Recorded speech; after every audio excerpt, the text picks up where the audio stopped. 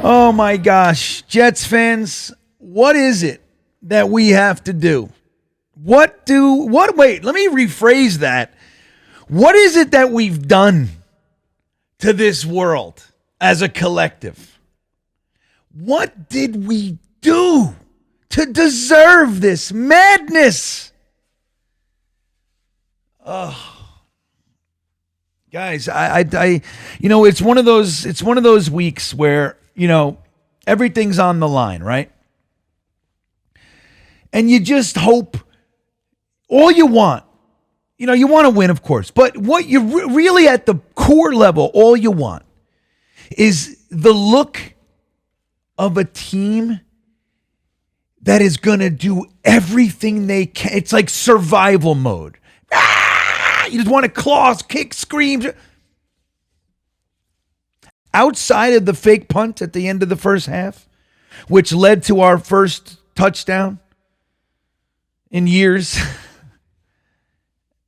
Outside of that, this game, it was like there was no urgency whatsoever. None. And it's painful to watch. That game felt like it was 24 hours long. I feel like I started watching it yesterday. Guys, I am Green Bean, and I want to say, welcome to GreenBean's Jets Pod, episode 139. What a wonderful thing that is. I thank you for stopping by. I thank you for hanging out with us in the game stream. That was a tough one, man. I had a little voice in my head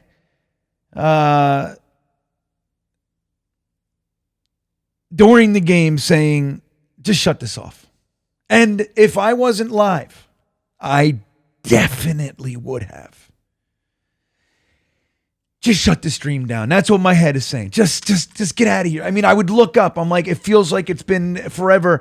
And it's just painful and boring and frustrating and aggravating at the same time. All those. And then I look up and there's 14 minutes left. Still 9:33 left. It was brutal. Guys, we have lots of problems. I'm going to tell you, I think we're watching an historic team. Now, obviously, the defense, this was the game that happened last year, too. This is the game where the defense just can't keep it up by themselves anymore. It happened. You look at the first half, no touchdowns, right? Until Zach throws a pick and in deep in our territory and they can't hold him out, right? That's where it pops. It's like you see it. I said it before. I've seen this script many times.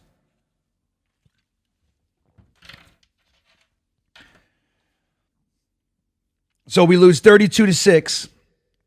And, the defense, you can say what you want now. Oh, the defense is, they can't do this, they can't do that. Dude, they're wiped. They're wiped holding up this offense. But it's historic in a sense that, yes, today's game mucks this up a little bit, but this is, and this could be one of the best defenses ever, coupled with one of the worst offenses. Like, it's the greatest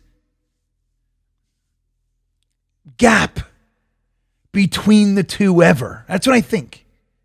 Imagine this defense if the offense was actually scoring and keeping it. Imagine what they could do. They're wiped. They're done. They've kept us in every game. We can't score a touchdown. We can't do anything. So 32-6. Now, we have a major debate to discuss this week, right? What's the debate? What is it? Should we fire people? I don't think anybody, I don't know, whatever. But the big debate is going to be, still, again, here we are, 2023. We're having this debate in 2021, 2022. Here we are again. Is Zach the problem? Is Zach Wilson the problem? Well, I'm going to give you just a quickie, okay? I'm going to give you a quick little something. Zach was out there for 3 quarters, whatever it was. He had 7 completions this week. Tim Boyle was out there for, whatever, a quarter. He had 7 completions. That's it. I just want to give you that. Now, I'm not saying Tim Boyle's anything, all right? I'm not saying Tim Boyle is anything, but we saw it once again where any other quarterback, when they come in to the game, can instantly look better than Zach Wilson. Now, when Tim Boyle came in, he's driving, right? And Garrett Wilson fumbles. All right, what are you going to do? The next one, Gibson pops the ball up, a la the old Corey Davis thing. Somehow, when Corey Davis drops the ball, it shoots straight into the air. Why? Who knows? Now, Gibson's got that one. Pop it up so we can get a pick. So it's like, what do? We don't have anybody on this team. And it's time to hold the general manager accountable. You know, we've been saying it all offseason, right? About, you know, look, you want to go out and get a quarterback? Great. Zach's not. Why did they do this whole quarterback thing this offseason? Bringing in Derek Carr, rumors of Jimmy G, obviously going out and flying and seeing Aaron Rodgers and signing and trading for him and the whole thing. Why did they do all that? Because Zach Wilson was terrible. That's why. Now, they were choosing to buy into the idea that he can be reclaimed. Sure. Okay, great. Reclamation project. If you're going to do that, what was our big gripe all offseason?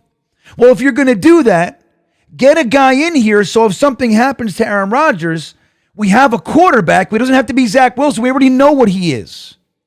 He needs a full year. If you're going to do that reset, then he needs time. Now, nobody, and I mean nobody, could have predicted that it would be 5 plays into the season that you'd need to see him. That's way earlier than even the grumpiest of us, the biggest,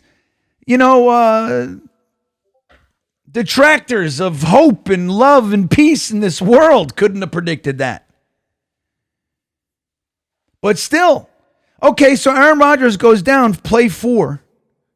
We got Zach Wilson in there earlier than we thought. Okay, holy macaroni. And we know this, a quarterback should have been brought in right then. Whether it was Carson Wentz, whether it was you trade for whoever, something needed to happen. We didn't.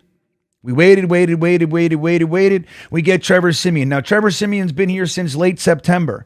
He's not even off the practice squad yet. Why? What is it? So he's clearly so bad. What I have to come up with is that he's so bad in practice. He's so bad that they don't even want to. He's not even beating out Tim Boyle. What was the purpose? So we talk about the pressure, and I'm just so sick of talking about the Zach Wilson thing. I don't care anymore who thinks what about Zach Wilson. The guy is inept. He cannot figure out the game of football. Is the only problem? Of course not. Is he the main problem? Absolutely. And week to week, maybe another thing flares up. Maybe it's the drops this week. Maybe that's all fine, well and good. But every week, Zach Wilson is a huge part of the problem. And even his best games, when we talk about his best game ever, it's 200 yard, 220 yard, whatever it might be, couple touchdowns. It's an average, everyday run-of-the-mill game by every other quarterback. The Zach Wilson experiment has to be over. And the sad part about it is that who we starting? We got a lot of season left, everybody. And we can't trade, and there's nobody left. Carson Wentz called and said, hey, you sure you don't want me? Nah, we're good.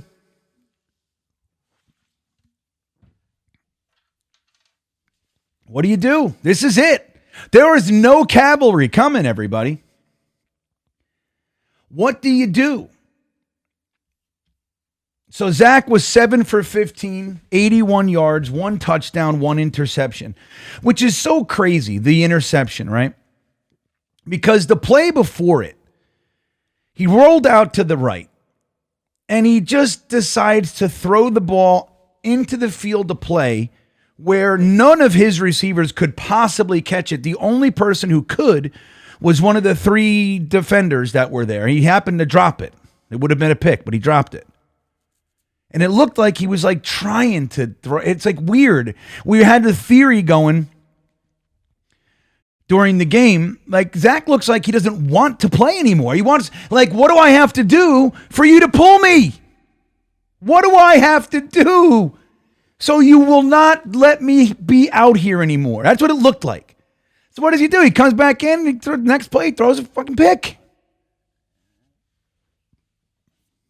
It's the craziest thing.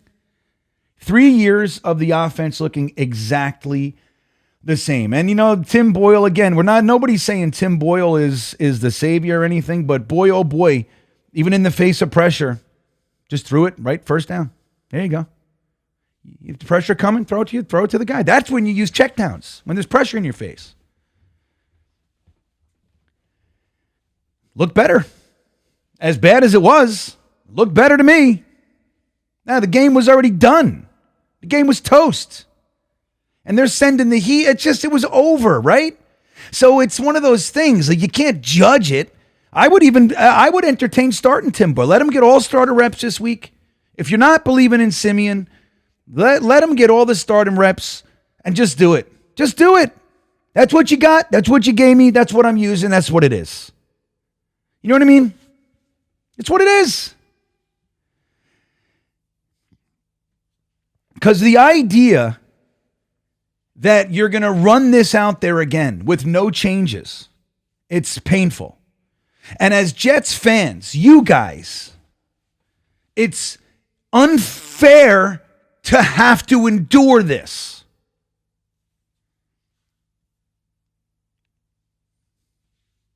The money, the time, the support, the energy, everything we give this franchise, like, they need to have more balls. You have to do things with a little bit more urgency, a little bit more aggression, making changes. We are unsatisfied. This is the worst offense we've ever seen. And we've had bad offenses. Browning Nagel, Bubby Brister, Frank Reich. We've seen it, man. Bryce Petty. This is worse. And at the same time, you are destroying the soul of one of the best defenses we've ever had. Again, guys, at the end of the game, it's 32 to 6. But that whole entire that defense held it together. They scored 3 field goals. And how about the opening play? We gave them the ball on the 20-yard line because Gibson, the Gibson experiment too, guys, buying into this, letting all all undrafted free agent wide receiver core, dude, that's not. Anybody think that was good? Sure, it was heartwarming on Hard Knocks. Sure. The bad decisions by this team this year it's almost as if it's like hubris, like depending on Dwayne Brown and Mekhi Becton and AVT, he's injured, Laken Tomlinson, like expecting all things to just be perfect where there's so much reason to be concerned about all of that. And we talked about it all off season, all of us. So here we are.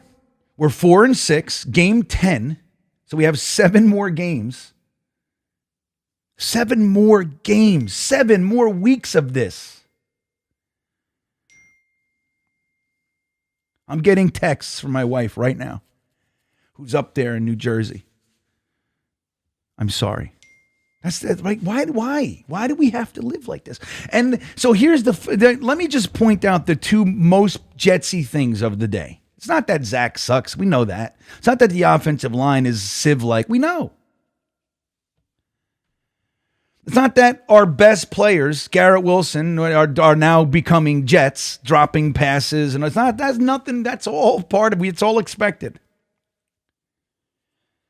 The 2 Jetsiest things and what defines this fan base's experience and separates us from all others out there is that we scored our first touchdown in 20-something quarters.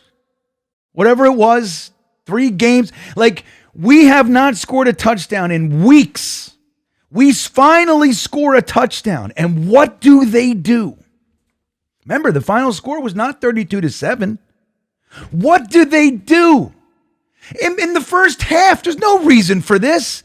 They decide to go for 2 points.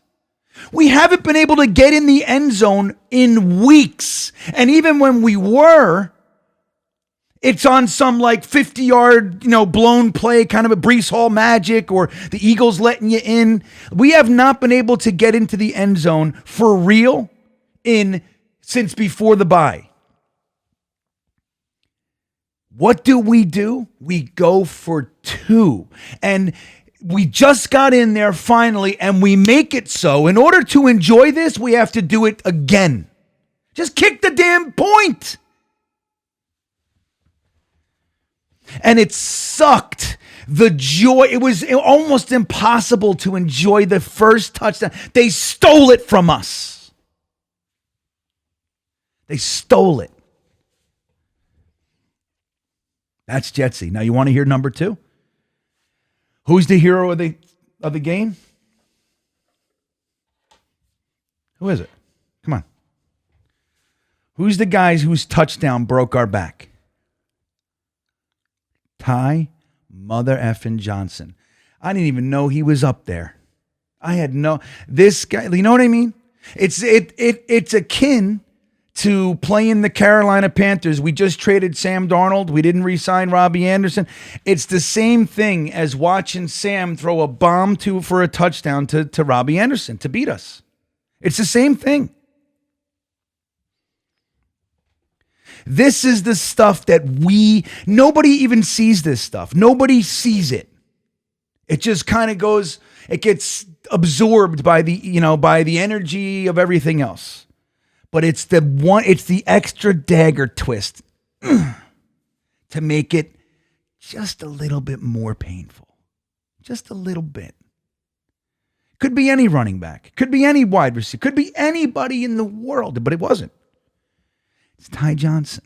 And then at the end of the game, he's running with vigor. He's 10 yards at a pop. He's just eating us up because we're wiped. He's taking it. So it's like a party. You see it? Those are the 2 jetsiest things. Breece Hall's just an incredible stud. Garrett Wilson is crumbling before our eyes. He's injured. He's banged up. Dalvin Cook had 2 rushes, 13 yards. Again, 6.5 yard average. No reason to use him. Israel Abanikanda, we cut Michael Carter to put Izzy, to get that excitement. We want to give Izzy a chance. Not till garbage time did we see him, who also dropped the pass, by the way, because why not? Now he's a Jet. It's painful, guys. It's a painful thing to watch, and I wish I had answers. I think the defense, I don't know how much they got left.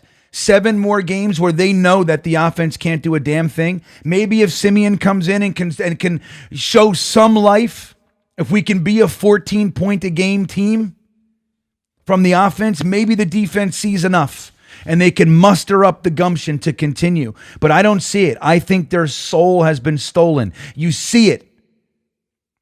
They're fighting. Sauce Gardner's being stupid. Like it's breaking down. Do you see it? Because they can't hold it up by themselves. They can't. And even being betrayed by special teams with the Gibson thing. Just saying, guys, enough. Remember Denzel Mims, how many chances that kid got? 0. Gibson has already seen significantly more leeway and a larger, longer leash than Denzel Mims ever did. And don't tell me otherwise. Something's wrong with this organization. Is it Saleh? Is it Joe Douglas? I don't know. But the idea that we have one of the best defenses we've ever seen and an offense that is so bad that it makes the defense suck is incredible to me. And we had numerous opportunities to at least try and fix it, and we did nothing. We brought in Trevor Siemian and Saffold and a bunch of other bums from practice squads and shit. Who knows? I can't even pay attention anymore. It was looking at the offensive line, like, well, Becton gets hurt today. I mean, it's like the only positive was I saw Becton go down. I said, okay, well, we lost somebody. Maybe we'll win. Because that's the other part of this year. That's just crazy. Something needs to be done, guys. I wish I could be positive and bubbly for you. I can't. This game stole it. This game took it, man. This was the game. And the worst part about it is I have tickets to the Black Friday game, and I'll be sitting in there. I haven't seen a victory in that stadium since 2015. I go every year. I have not seen a win. And it's not just I see losses. I see Zach 4 picks. I see that Chargers game. That's the game. I see pain. And I'm going back. The only positive for me there is that I have no illusions Miami is poised to mop the floor with us. We are a bloody stump walking into the ring against, a